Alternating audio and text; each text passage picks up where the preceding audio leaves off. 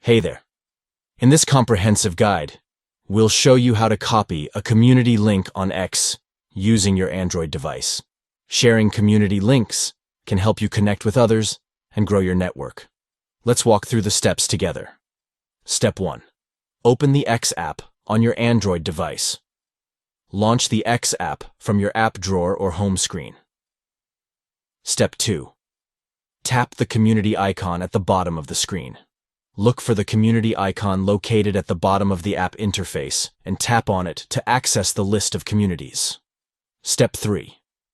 Tap the desired community name. Select the community you wish to copy the link for by tapping on its name. Step 4. Tap the share icon. Locate the share icon within the community page and tap on it to bring up the sharing options. Step 5. Tap Copy Link. From the sharing options, choose the Copy Link option to copy the community link to your device's clipboard. Great job. You've successfully copied a community link on X using your Android device. Now you can easily share the link with others and invite them to join the community. If you found this guide helpful, please consider giving this video a thumbs up and subscribing for more tech tutorials. Thank you for watching.